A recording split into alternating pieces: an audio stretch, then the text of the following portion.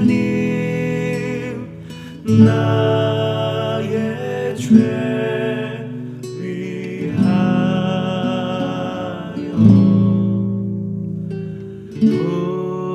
보배 피를 흘리니 죄인 받으소서.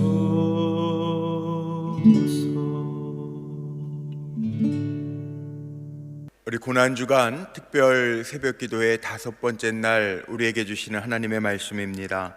신약성경 누가복음 23장 26절로 43절에 있는 말씀 제가 받들어 읽겠습니다.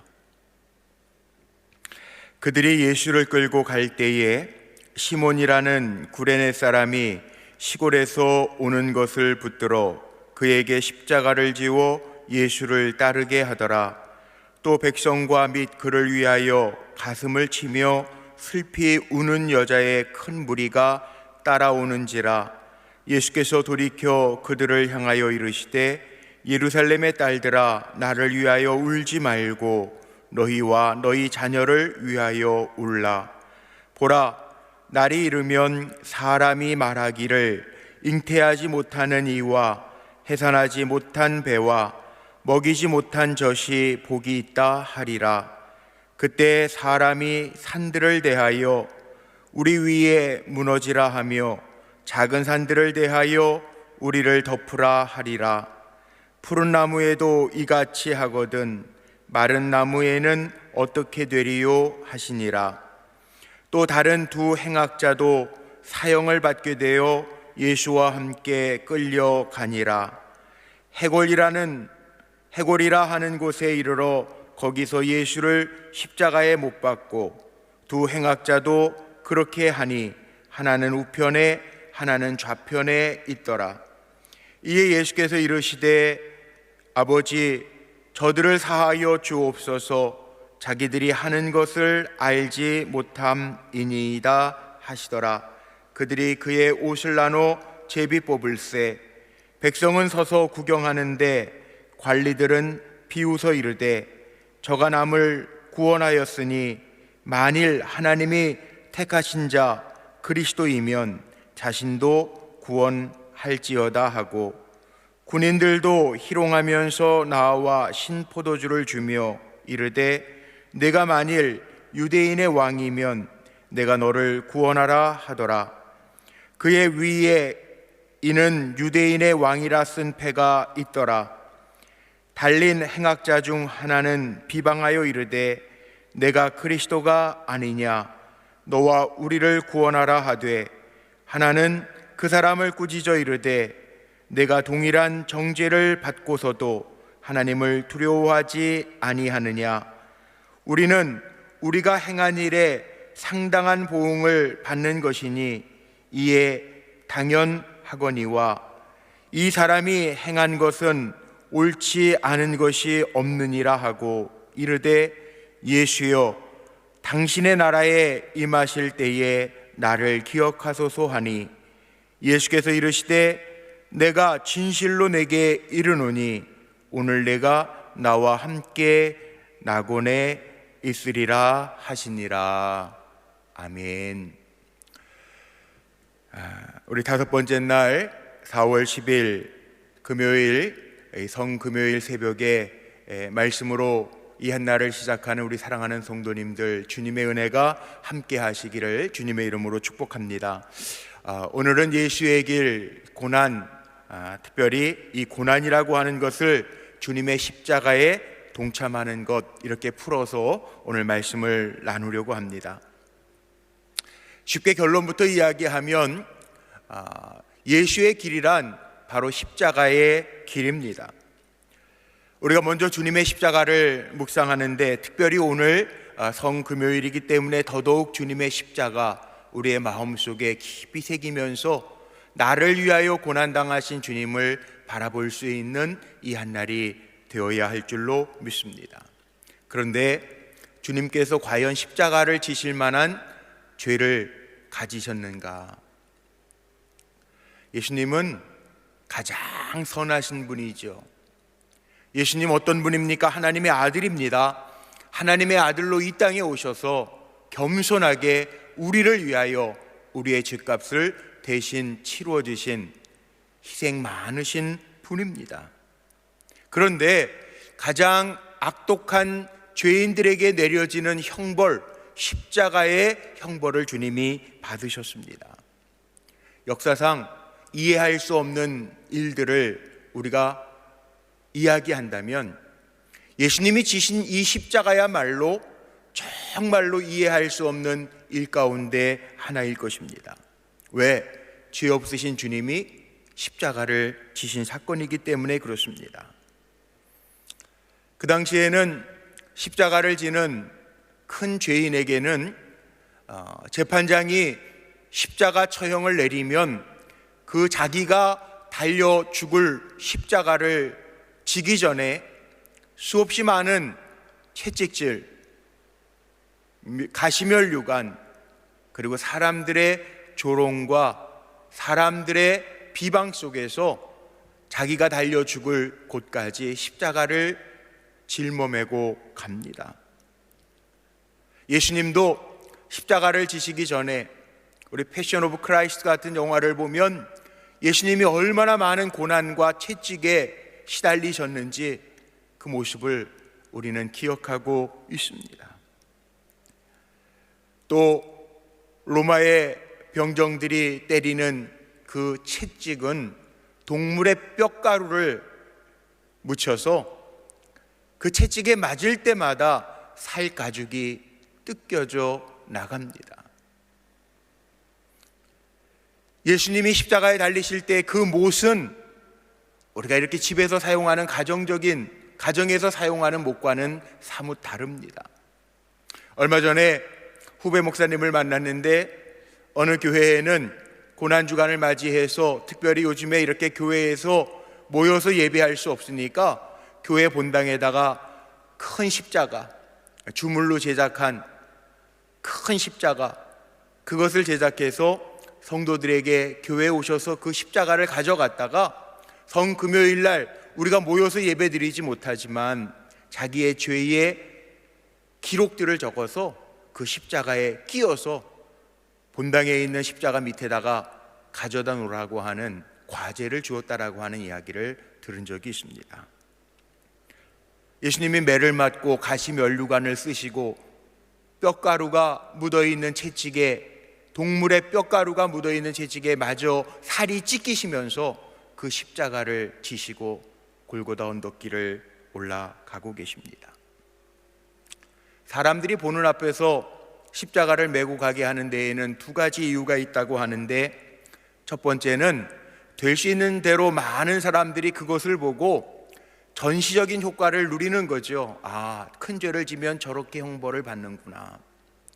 또 하나 이유는 십자가를 지고 갈 때 그 십자가에 죄목을 적어놓고 만약에 사람들이 저 죄로 인하여 저런 고통을 받는다면 이의가 있습니다, 변호할 수 있는 기회를 주기 위한 목적이라고 합니다. 그렇습니다.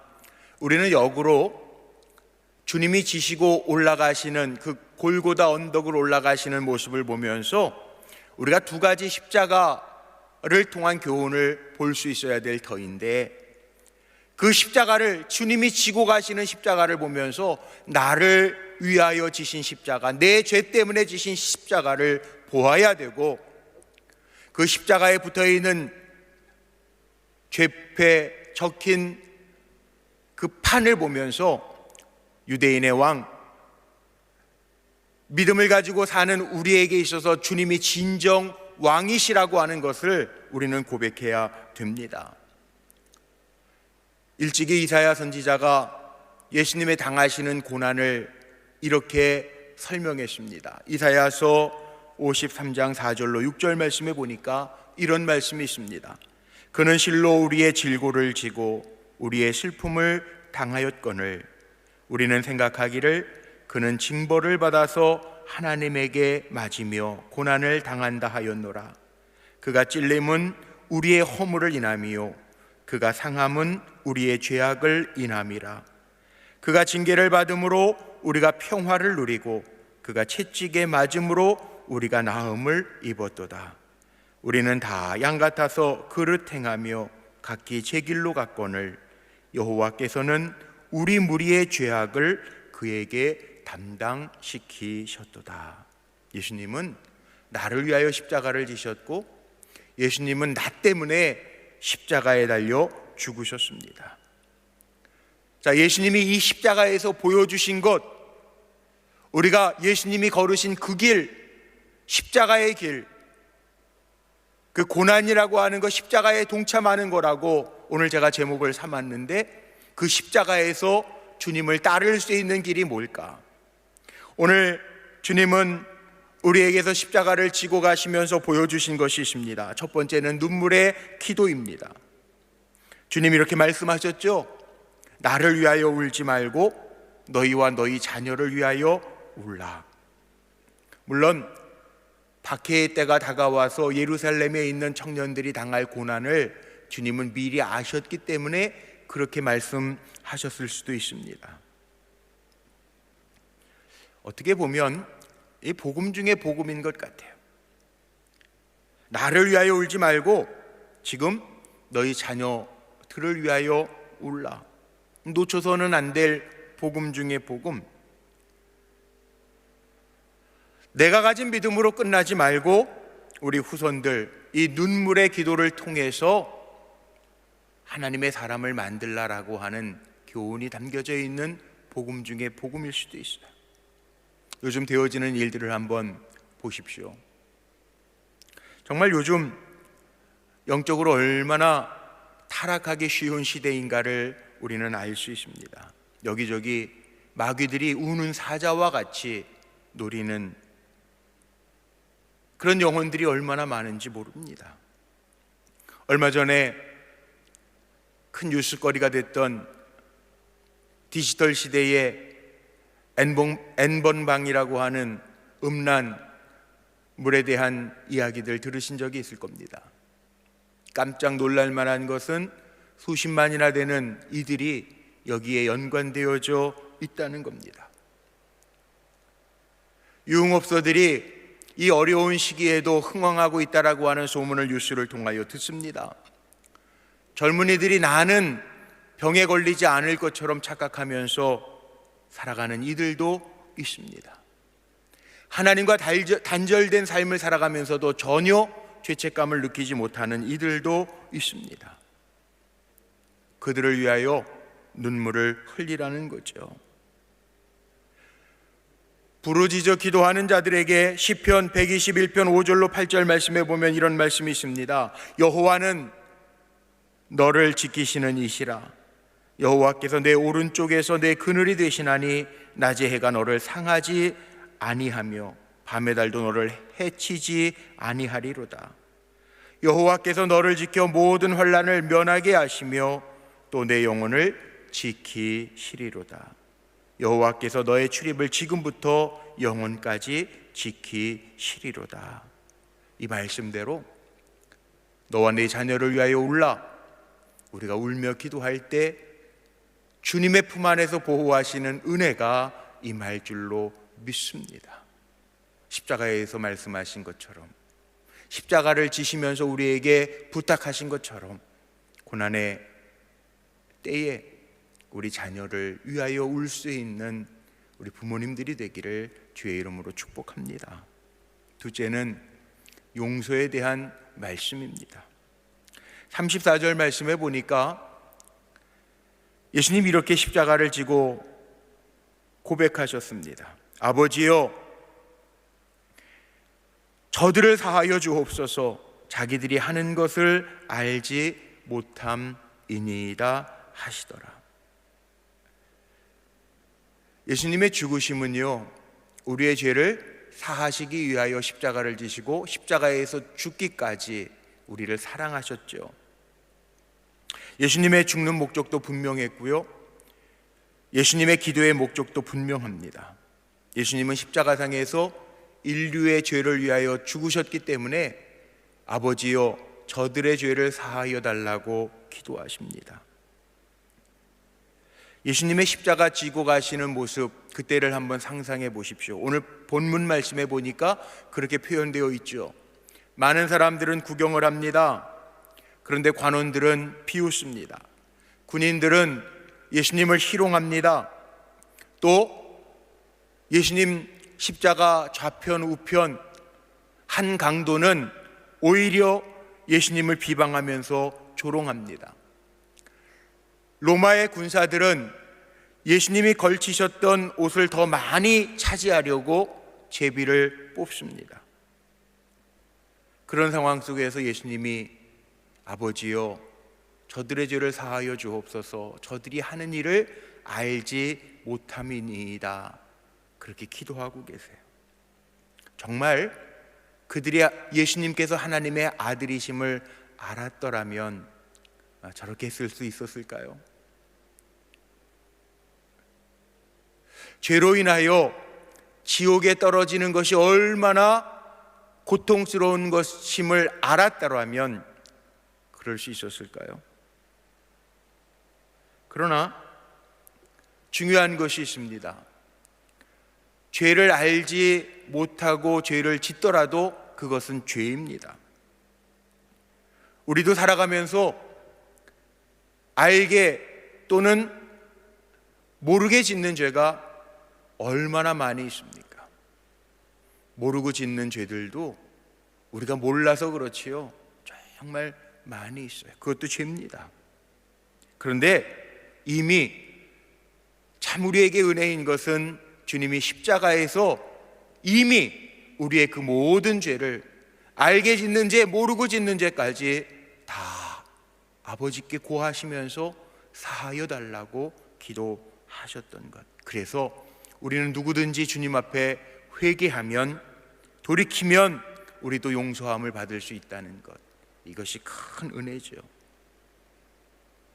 주님이 우리에게 가르쳐 주신 기도 가운데, 주기도문 가운데 우리가 우리에게 죄 지은 자를 사하여 준 것 같이 우리의 죄를 사하여 주옵시고 라고 하는 주님의 가르쳐 주신 기도가 있습니다.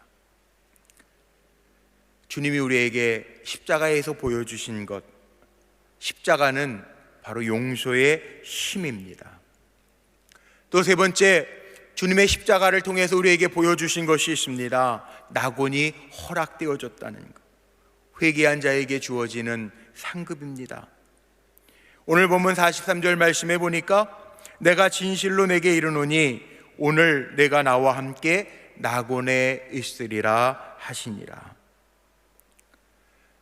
예수를 잘 믿는 사람들은 이런 질문을 오늘 본문을 통해서 할 수 있을지도 몰라요.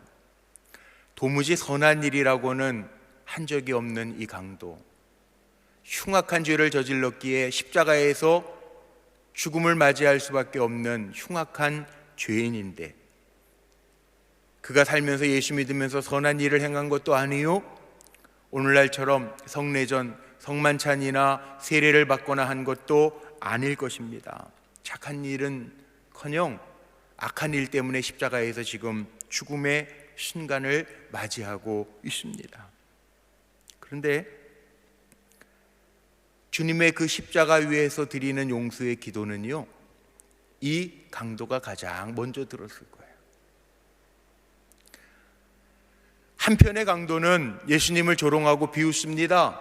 네가 하나님의 아들이라면 스스로 한번 구원해봐라. 그런데 또 한편의 강도는요, 저들의 죄를 사하여 주옵소서라고 하는 용서의 기도를 들으면서 오늘 주님 앞에 그렇게 부르짖어 기도하죠. 주의 나라가 임하실 때 나를 기억하여 주옵소서. 오늘 40절로 42절 말씀해 보니까 더 정확하게 성경 본문은 이렇게 얘기합니다. 하나는 그 사람을 꾸짖어 이르되 내가 동일한 정죄를 받고서도 하나님을 두려워하지 아니하느냐. 우리는 우리가 행한 일에 상당한 보응을 받는 것이니 이에 당연하거니와 이 사람이 행한 것은 옳지 않은 것이 없느니라 하고 이르되 예수여 당신의 나라에 임하실 때 나를 기억하소서 하니. 42절에 예수여, 그 고백 속에요, 자기 자신이 용서받을 거라고 하는 마음의 확신을 가지고 예수여, 당신의 나라에 임하실 때 나를 기억해 달라고 고백합니다. 예수님 즉각적으로 대답하시죠. 오늘 내가 나와 함께 낙원에 있으리라. 예수님 가까이에서 따랐던 제자들이 있습니다. 베드로, 야고보, 요한과 같은 제자가 있었는데, 그런데 예수님과 최초로 천국에 들어간 사람이 누굴까요? 바로 오늘 본문에 나오는 한 강도입니다. 진실로 주님 앞에 내가 죄인입니다 고백하는 자에게 주어지는 곳이 바로 천국, 내가 오늘 나와 함께 낙원에 있으리라, 주님의 선언처럼 이게 바로 복음의 핵심입니다. 복음 중에 복음입니다. 주님의 십자가를 보면서 주님 앞에서 내가 죄인입니다 고백하는 자에게 주어지는 하나님의 나라가 있습니다. 예수님은 이 땅에 하나님의 나라를 회복하기 위하여 오셨어요. 예수님은 우리의 죄를 사하시기 위하여, 그리고 하나님 나라를 우리에게 허락하시기 위하여 우리의 죄를 대신 지시고 십자가에서 죽어 우리의 죄값을 치러 주셨다라고 하는 사실. 아버지여, 저들의 죄를 사하여 주옵소서. 바로 우리의 죄가 사함받아 우리가 천국에 이르게 된다라고 하는 사실입니다. 인간의 공로나 행위가 개입될 수 없습니다. 이것이 하나님의 사랑이고 하나님의 긍휼입니다. 은총입니다. 아주 쉽게 예를 들면 이런 거겠죠. 잃었던 자식이 있습니다. 잃어버렸습니다. 그런데 그가 나중에 알고 보니까 도둑놈이었습니다. 넌 도둑이니까 내 자식이 아니야. 아닙니다. 부모의 사랑은요, 잃었던 자식이 돌아오면 도둑이었든 강도였든 받아줄 수 있는 게 부모의 사랑이죠. 하나님의 사랑이 그런 사랑이라는 거예요. 어떤 죄를 지었어도 주님의 십자가 앞에서 진정으로 뉘우쳐 회개하면 오늘 내가 나와 함께 낙원에 있으리라 허락해 주시는 주님의 선물입니다. 그러니 우리가 우리의 삶을 주님께 온전히 내어 맡기고 살아갈 수 있는 주님의 길을, 그 십자가의 길을 동참하고 함께하면서 따라 살 수 있는 삶이 우리의 삶이 되어야 할 줄로 믿습니다. 이 주님이 보여주신 예수의 길, 자녀를 위하여 울고 용서하고 내가 죄인임을 고백하면서 주님과 함께 십자가의 길을 걸을 수 있는 저와 여러분 모두가 되시기를 주님의 이름으로 축원합니다. 기도하시겠습니다. 십자가의 길을 통해서 깨닫게 하신 것 감사합니다. 이 험한 세대 속에서 자녀들을 위하여, 그 영혼의 구원을 위하여 눈물 흘릴 수 있는 부모들이 되게 하시고, 우리의 죄를 용서받은 것처럼 우리도 주님의 마음으로 넓게 용서하면서 살게 하옵소서. 우리가 용서함 받고 십자가의 은혜로 구원받았으니 감사함으로 주님 앞에 나아가게 하옵소서. 내 모습 이대로 사랑하시는 그 큰 사랑을 기억하며 감사가 그치지 아니하도록 우리의 마음을 주장하여 주옵소서. 나를 위하여 십자가의 고난을 받으신 우리 주 예수 그리스도의 이름으로 간절히 감사하며 축복하며 기도 올렸나이다. 아멘.